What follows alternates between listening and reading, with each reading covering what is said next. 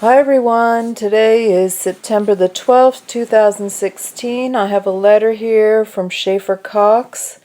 It's dated 8/10/16 and 9/6/16. So I think he started the letter before he got thrown into solitary after he visited with his kids, and then I think he completed the letter after he got out of solitary.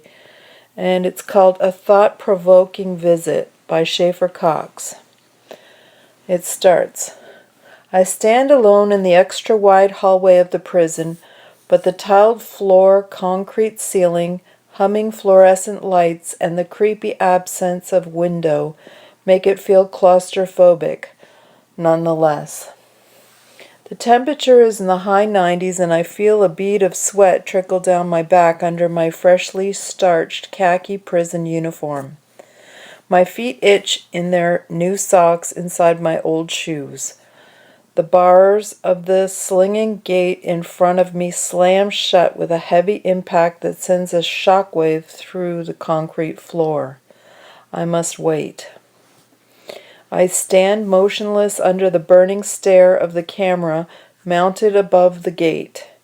I look to my right at a mirrored glass window that may or may not have a prison guard on the other side. Do they see me? Do they know I'm here? Do they know my mother has brought my children thousands of miles from Alaska to visit me? Do they know that I will be meeting my 5.5-year-old daughter for the first time since she was just a few weeks old? Probably not. And if they did, they wouldn't care. Those who work at prison have no reverence for humanity. They feel no remorse for the suffering and heartbreak caused by their lucrative sham of mass incarceration for victimless acts of disobedience to the incompetent state. They think only of themselves. Children crying at night because they lost their daddy to prison is the price that must be paid for those slovenly parasites to have their fat paycheck and full benefits at a job they can't get fired from no matter how lazy or scandalous they are. Everyone who makes money off this system has innocent blood on their hands. They drink the tears of children, and they just don't care. At times I wonder if this experience of prison would be easier if I was ignorant, if I didn't see the racket for what it is. Then I wonder if I would even be in prison at all if I hadn't figured out how the system is screwing we the people. I wonder if my children, a 5-year-old girl and an 8-year-old boy, will grow wise to the Luciferian government's pervasive evil, or if they will simply be its blissful victims asleep in the dream world. If I'm not there to teach them, will my genetics be enough to draw my children down the path to deep and sobering knowledge? I wonder if my captors have thought about this question. I wonder if they have flagged my little children as potential threats to future security, simply because they are half mine. I wonder how many Americans even realize that's exactly how the feds work and think. Cox 16179-006, report to visiting room. I'm jarred out of my own thoughts by the voice blaring over the deafening loud megaphones mounted every 20 yards throughout the halls. The voice of the speaker sounds lifeless, and the PA system gives it a hollow echo. I feel the sound on my neck and in my scalp, but I do not jump or cover my ears. The gate in front of me lurches to life, then smoothly slides open. I look far, far down the long hallway. It comes to a point way at the other end where I can see natural light shining through the glass doors, the same doors I was brought in through 4 years earlier. I can make out the tiny shape of people in the distance, though I can't tell who they are. I can only tell they are not cops. They are not standing shoulder to shoulder like cops do, and they don't have the predatory march in their step. They are normal people, human people, people not calloused by years of vandalizing humanity for a paycheck. Is that my family or someone else's? I don't know. But I feel drawn to these tiny figures I see in the distance. They have reminded me why I hate this place and of where I truly belong. I step through the gate and walk towards the light at the end of the tunnel. The corridor is so long that I feel like I could get lost walking in this straight line. I thought I would be happy to be on my way to see my children, but I am mostly nervous. My son has memories of me from before the feds took me. But to my daughter, I'm a stranger. And not just any stranger, I'm a hardened convict. Years of solitary confinement, torture in CIA-run black site prisons, the combat environment of general population, and the soul-numbing injustice of the courts have killed the kind face boy I once was. I have adapted to the savage violence of this place. Prison is a world where the government gets its way on everything. They have created this hell where scarcity, regulations, and cages turn prisoners into beasts, and where excess, corruption, and a ring of keys turn guards into monsters. The courtrooms are the coliseums, and these prisons are human sacrifice. Men are fed to the lions of time. Whole families are laid upon the altar before their government that fancies itself into a god. The protracted anguish of crushed hearts are offered up like prayers to the state by its black-robed clergy of judges who preside over this ritualistic domination that is the hallmark of their self-worship. I have all but forgotten the world from which I was taken years ago, and now I am to meet my daughter. She has come to my world to meet this calloused warrior I have become. If she is scared of me, I do not know what I will do. I walk toward the door to the visit room. I feel the same helpless rush I have felt while gliding a crippled bush plane in for what's bound to be a crash landing. My nerves calm as I accept the probability of disaster. I open the door and see my little girl at the far end of the room. She is long and slender.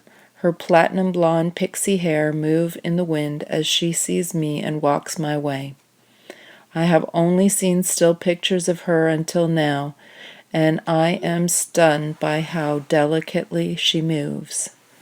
I drop to my knees at the sight of her, and she floats toward me like a silk tendril of light drifting through the air.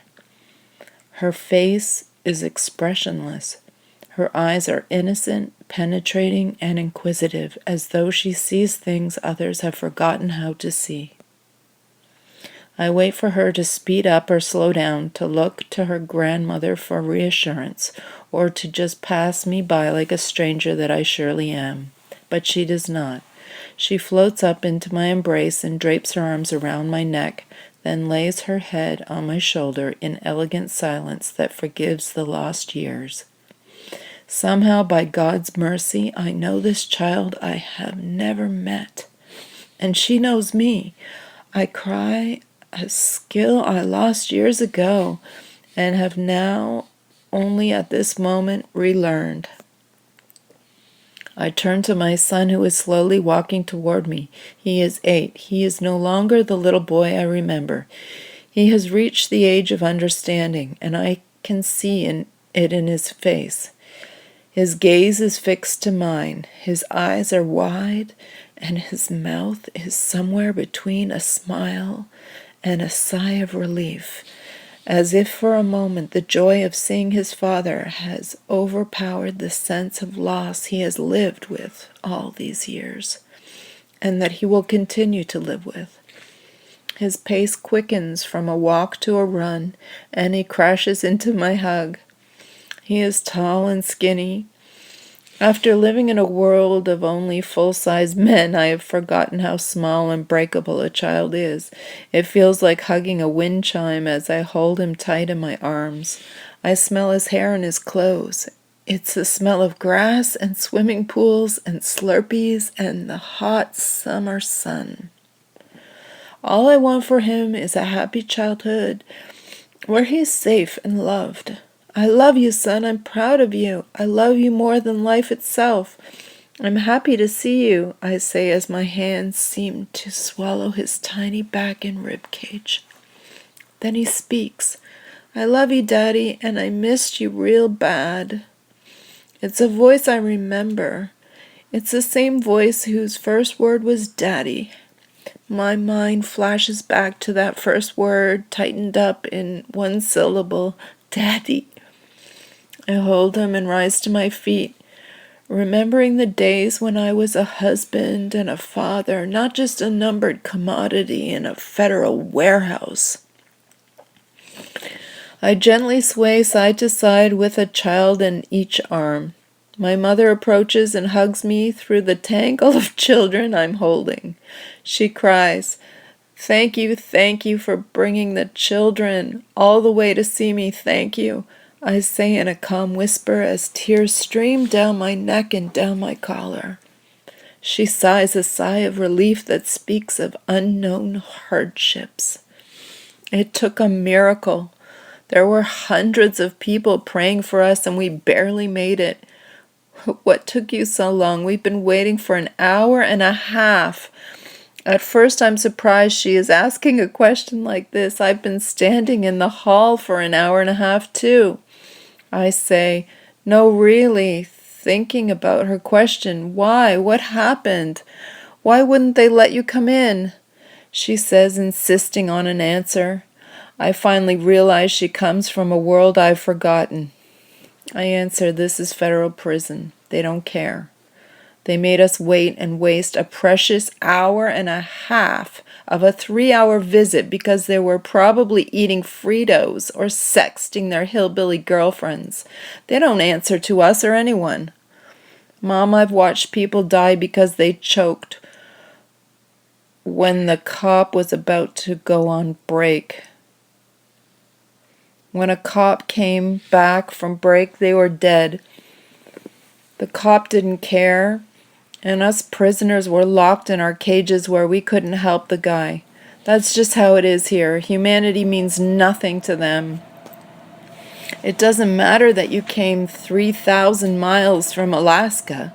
If they don't feel like getting out of the chair, you have to wait until they do feel like it. They're losers at heart, and they know it. Making you wait for no reason is how they display dominance and reinforce their own fantasies of superiority. It's sick, I know, but let's not focus on that. I'm so happy to see you guys at all. The 4 of us made our way to the far end of a row of plastic chairs. My son is in one arm, my daughter in the other. We sit down. I have lost the skill of physical affection. I don't know how to handle these 2 children on my lap, with one on each knee. I put the palms of my hands on my own thighs, tracking my arms behind the children so they don't fall backwards. The 3 of us begin to talk. Both children pour their hearts out to me in simple but highly insightful words. My eyes water as I am overwhelmed with happy pride. The children who do know how to show affection coach me, not with words, but with their tiny hands. Throughout the visit, when they would sit on my lap, they would grab my hand and wrap it around their wrist or over their shoulder, then look up at me with eyes that seemed to say, "Don't forget to hold me, Daddy." They were prodding me to relearn the kindness instinct that this horrible place forced me to forget. And within a few hours, I was feeling human again, or at least remembering what it used to feel like. My daughter told me all about horses. My mommy and I looked up horses, and every one that was my favorite was a paint. Mommy said horses cost a lot of money. I smile as I watch her tiny little lips forming these words she speaks. Sweetheart, I say, if I can get out of prison, I'll help you get a paint. As long as you can take good care of it, there will be a way, I promise. She was delighted by this permission to reach for a dream, and I was delighted to see her ambitious nature. My son had become somewhat of a tech nerd since I'd seen him last. He described in great detail the technical specifications and flight characteristics of a quadcopter drone that he and my father had built. It flooded my mind with memories of building flying models with my father when I was a boy. Those are some of the best memories of my life. So knowing that my son is building those same memories made me feel good, even if it wasn't with me. I listened intently as my little boy described his unfolding childhood. I was spellbound, wrapped by his articulate communication. I couldn't tell that both of my children were growing up surrounded by people who love them and believe in them. This was an unfathomable relief. But the pain of my forced absence was still dominating my son's world. As he told of all the wonderful things he was doing back home, he started to say something about us doing something together, but then he trailed off. He got quiet, a thoughtful look on his face. "What's wrong?" I asked him as I put my arm around his little shoulders. A tear swelled in his eyes until it spilled over and darted down his flushed cheek. "I just want you to be with me," he said, as if he were confusing some deep secret. "I want you home with me, Daddy." He hugged me tight and tried with all his might not to cry. I held him. I cried. I had no words to say. I could not lie to my son, but the truth was so overwhelmingly horrible that I could not bring myself to speak it to his already crushed little heart. "I want to be out and be with you too, son. We want the same thing. I don't know when I'll get out of prison, and the moment I do, I'll come find you. Until then, you can keep coming to visit me. The cops wouldn't let you visit me when I was in the real bad secret prison, but I'm out of there now. That's in the past. It's over and we can forget it. I can call you every day now, and you can visit me as often as we can afford the trip."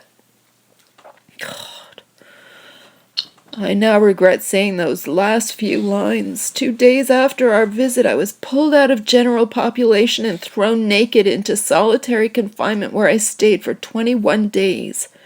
I was then transferred from the Bureau of Prisons custody back to the Counterterrorism Unit secret prison called the CMU.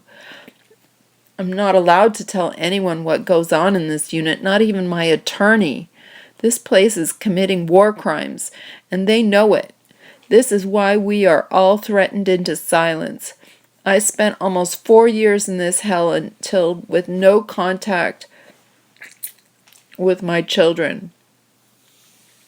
You don't know why you're sent to this unit, and you don't know how to get out of it. If I spend another 4 years in this mad scientist's dungeon, my boy will be a teenager the next time I see him. I had held my emotional breath for 6 years as I endured this persecution.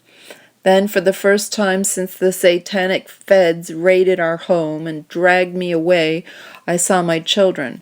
It was as if a decade's worth of pain was breathed out in one long breath at that visit. The emotional experience was intense. Then, when all my breath was out, I got kicked in the chest by going back into solitary, then back to the torture unit and being cut off from the children I had just connected with. I was actually so shook up by the visit that I couldn't write about it right away. I took a full day to catch my balance. Then, on the second day, I put pen to paper. I love my children so, so much. I'd forgotten what love even is. But they had reminded me, so I sat writing the story you just read. I cried and cried and cried. I didn't wipe my tears or try to hold them back. I just let them flow, years worth of uncried tears. I was about ready to collapse from the emotional exhaustion when I was called to the cop's office and handcuffed. I was stripped, tagged, and tossed in a little cage like a meat bird. The cops have learned to not see prisoners or their families as human. They are efficient, indifferent Nazis disposing of those the party has ordered disposed of. This is what America has become.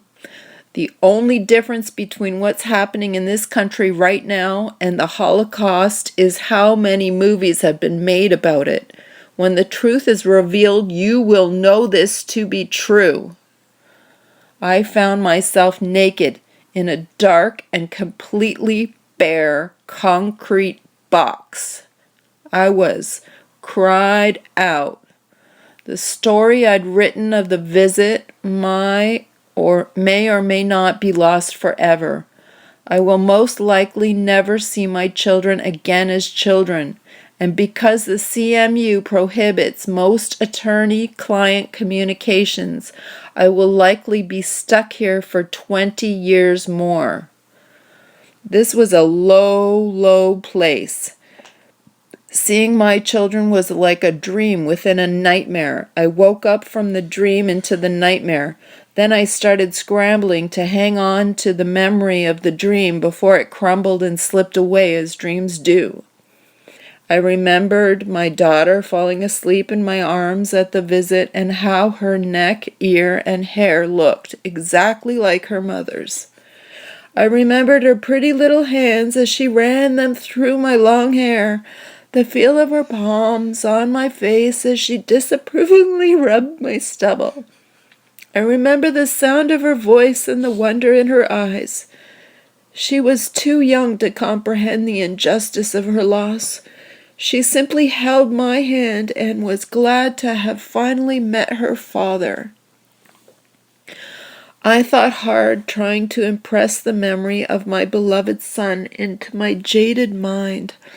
I remembered the expression on his face when he saw me, how satisfied and content he looked, as I told him how proud I was of him. I remembered the smell and feel of his hair like on one of Peter Pan's lost boys. I remembered the heartbreak and shame in his voice when he told me how bad he missed me.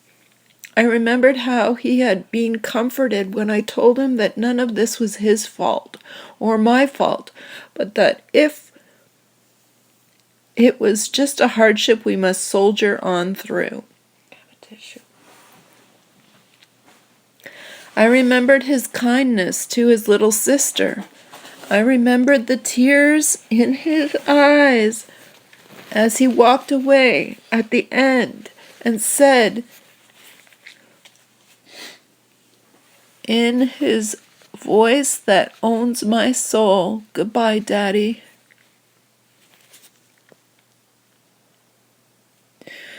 I hold a few memories in the precious recesses of my mind. There are shards of the broken hopes for life of love and family that might have been, but never will be.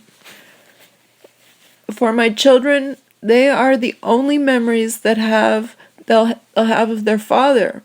They need those memories. Even if I'm in prison, my children need to know that they have a father who loves them and is proud of them. There is no way we could have flown them down for this visit without the help of all the people who donated to make it happen. I'm so deeply grateful to each and every one of you, and it was just in time. No, not even a day to spare. Because of you, we didn't miss our opportunity. Because of you, Bree knows her father now. Because of you, Seth has meaningful memories of his dad. Thank you. My case is not just a story of one innocent family raided, torn apart, and destroyed by evil Nazi feds. It's a story of what's to come for every wholesome, law-abiding family who won't worship the criminal state. How many more children will suffer the same violence at the hands of a masked federal agency? I don't know, but it will be a lot more if we don't all pull together and push back on my case. My case is the first one like it. If it's upheld, it will set a horrifying new precedence that allow the feds to throw people in prison for life based on suspicion of future crimes 20 or 30 years out. U.S. versus Cox could fling the door open for the wholesale eradication of God-fearing patriotic Americans the same way Roe versus Wade flung the door open for the wholesale slaughter of the unborn. You need to look at the facts of my case and at the suffering of my family and realize that not only could this happen to you, the Fed's master plan is for it to happen to you. They are getting rid of people like me so they can have their way with people like you. And don't think for a minute that as long as you aren't breaking any laws, you will be safe. That's not how it works. The feds aren't going to go after you because you are a criminal. They hire the criminals. They are going to go after you because you're an easy meal who won't worship. In the words of my namesake, Dr. Francis Schaeffer, no totalitarian government can tolerate a people who have a standard by which to judge that government and its conduct. This is true, and it is not intellectual abstract pontification. It is not fear-mongering speculation about dystopian futures. It is an America now. DHS, Department of Homeland Security, has listed Christians, gun owners, Siberians, constitutionalists, and conservatives as their enemies in the official operations manuals. The roundup is well underway. What happened to me will happen to you, and just like me, you will cry. What happened? I didn't hurt anyone or break any laws. It is only then that you will realize that none of that matters.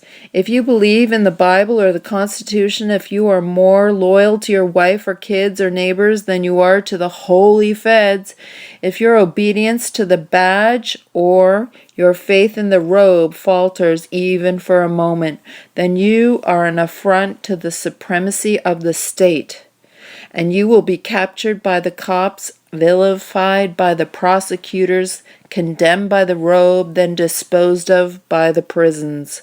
The government has no choice. It has to do this for its own survival. They aren't going to declare martial law and round everyone up in 1 week. They have simply made a list of who to round up, disarm, and ship off to prison camps. Now they are just slowly working their way down the list. What all of you have to realize is that the shit hits the fan one household at a time. There will never be a big kickoff event for everyone at once. You'll certainly know it when it hits the fan for you, but you'll be alone. I'm not off topic when I'm explaining this. I'm writing to all the wonderful, kind-hearted people who looked on me and my family with compassion and donated to make a visit possible.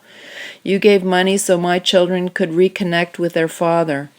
I'm trying to give you understanding so that your children won't have to suffer the same pain as mine.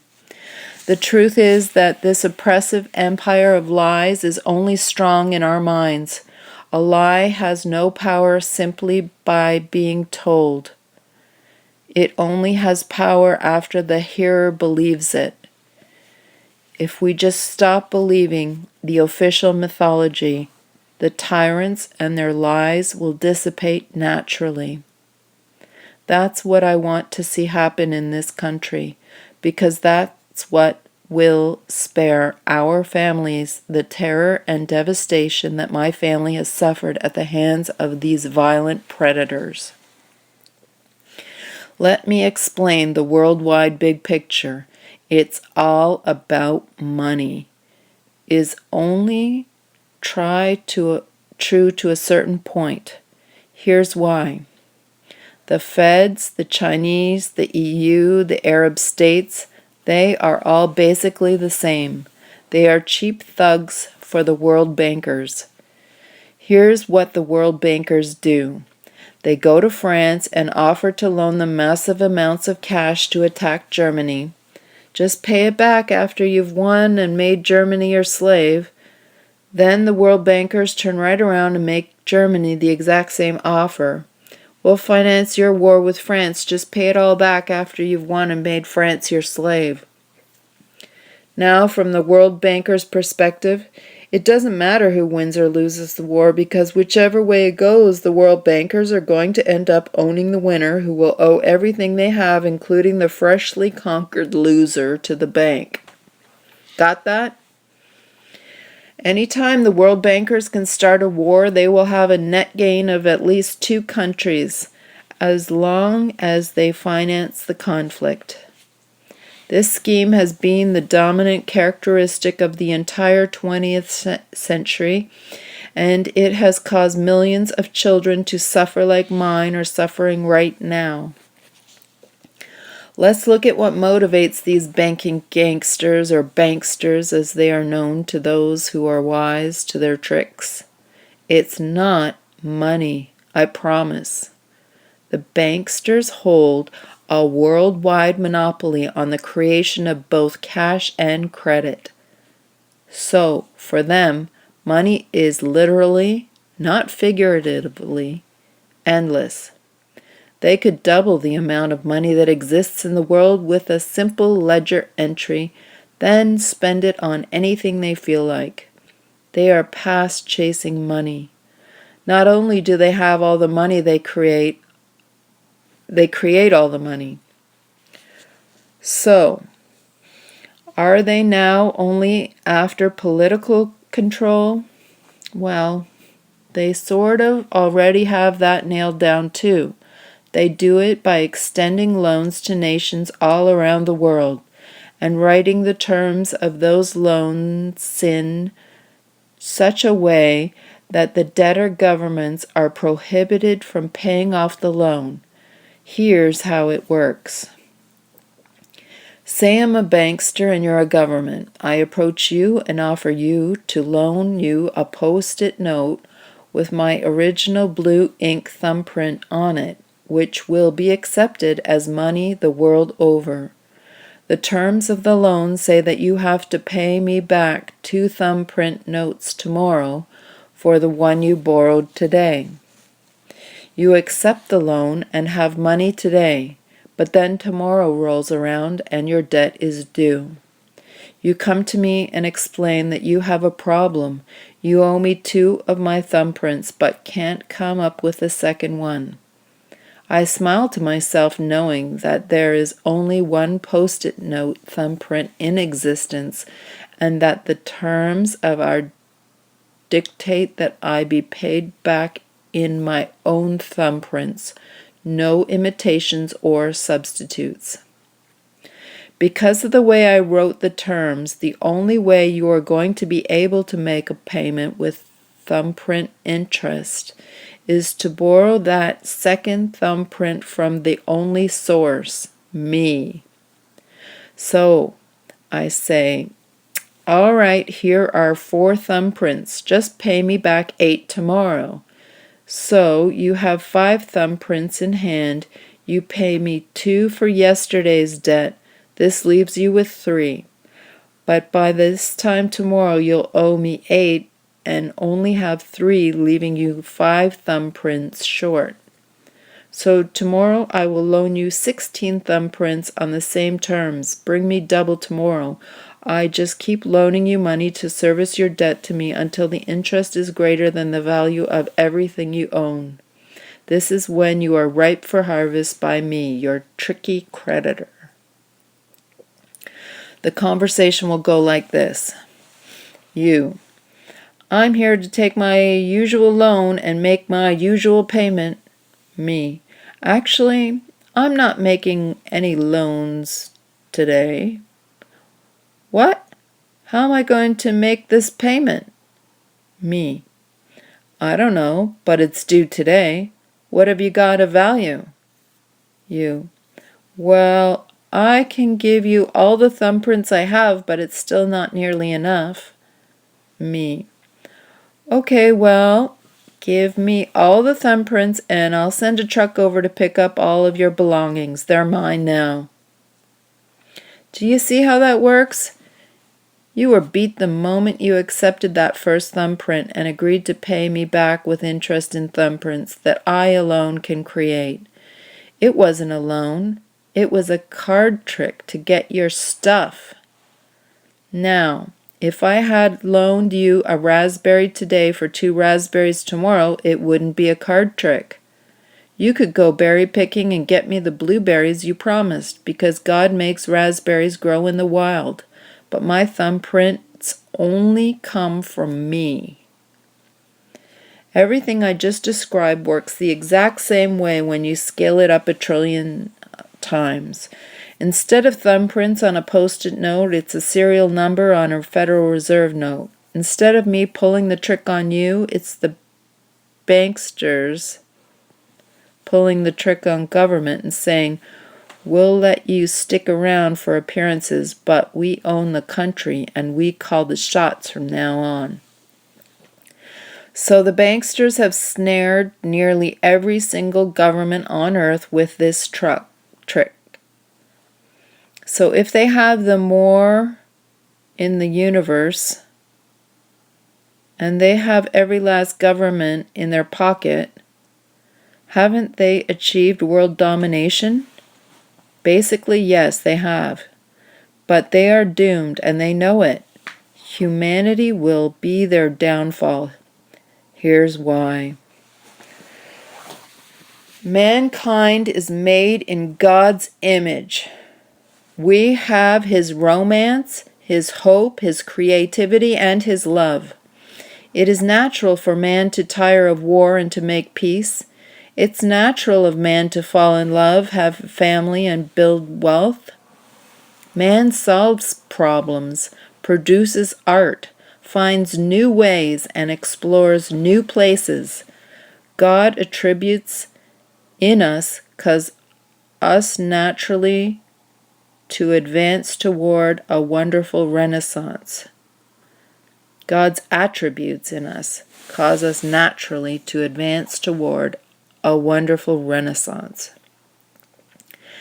This inescapable fact horrifies the Luciferian banksters, for there is no place for them in a renaissance.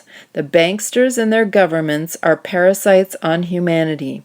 They have no redeeming qualities whatsoever, and they know it. They know that humanity functions beautifully without any government at all beyond the natural family structure.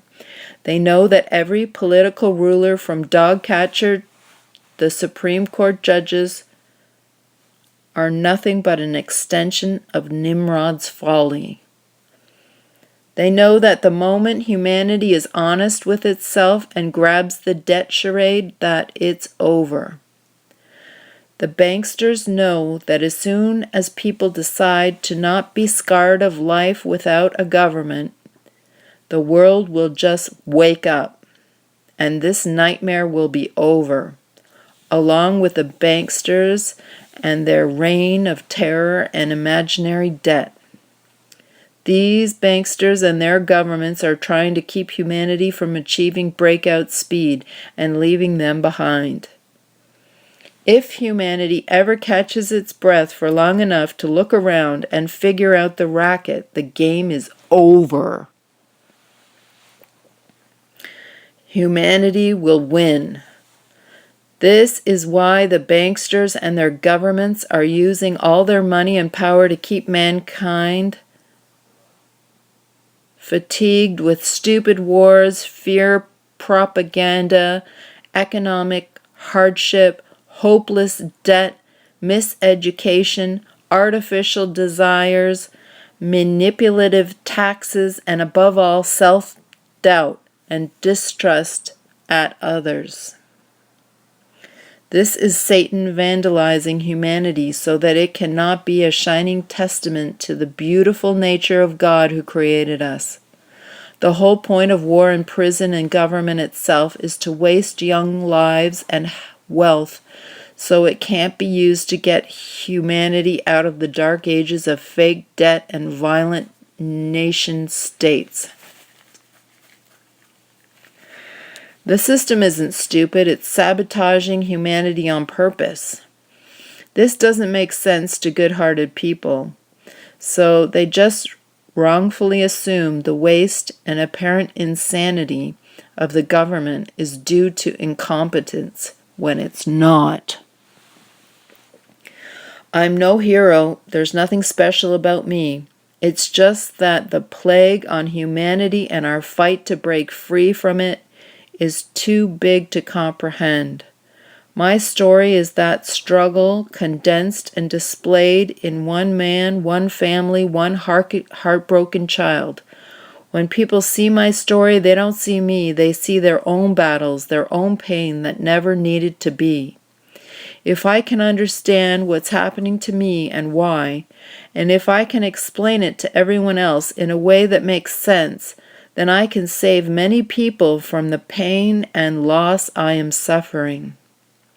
My life is not the only one being wasted in prison. The guard who keeps me here is wasting his life and talent.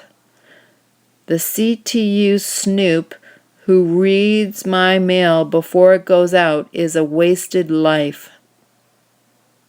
The FBI agent who manufactured all the bogus security theater to put me in prison was utterly wasting his creative talent. On and on and on it goes. The banksters organized 9/11 and the subsequent coup d'etat. They poured billions into Homeland Security grants for local police departments. They told the local sheriffs that DHS would give them millions to hire the best and the brightest, militarize their department, then go out and attach the best and the brightest of their own countrymen. They got Agent Sutherland to waste his life ruining mine. We're the same age. We're both Americans. We could have been fishing buddies. The domestic terrorism hysteria is nothing more than a play by the banksters to get America to declare war on itself. The cops don't win. Patriots like me don't win. We both lose because humanity loses. I'm in a prison and my children cry because their father isn't there. All so that humanity won't succeed too much and outgrow the bankster's state. You gave money so my children could visit. You changed their lives. You changed my energy, and you could be changing the world. Seeing my children reminded me what's at stake here. The banksters hate the family because it's a foundation of strength. They want to put fathers in prison, mothers on welfare, and children in government school. They want to break my family apart into feckless, easily digestible bites. I want to have more children to teach them to live fearless and free. I want to reject the lies and put my entire household's combined energy into the advancement of freedom and humanity. I want to be worthy host of God's nature that was breathed into me at my creation, and I want to show others that it can be done. Please, please, do all you can to help me in this fight. I've been beaten, bankrupt, and tortured. My good name and kind heart have been slandered. I've lost my wife, my name, and everything I loved. My children have a giant void in their lives where I'm supposed to be. But whatever we are going through is what God ordained for us to experience. My voice now speaks from a heart that has experiential knowledge of what we must all soon come to know. Please help my voice be heard. Let's all just stop being afraid. Schaeffer Cox. Okay, that's it. And then it says, here are 3 ways to help. 1, pray that God's blessing would rest on me. 2, pray that God would prevent morons and or crooks from causing me harm. 3, send money to my commissary account or donate through fundraiser.com so I will have the resources to work my way out of prison. Send a check or money order to BOP Lockbox Francis S. Cox, number 16179-006. P.O. Box 474701. Des Moines, Iowa 50947-0001. Western Union Quick Pay, Francis Cox, same number 16179-006, City FBOP, State DC. SchaefferCoxFundraiser.com. All right, everybody, you got the warning. It's from Schaeffer Cox. Wake up and get ready to fight. We can't let this man hang alone.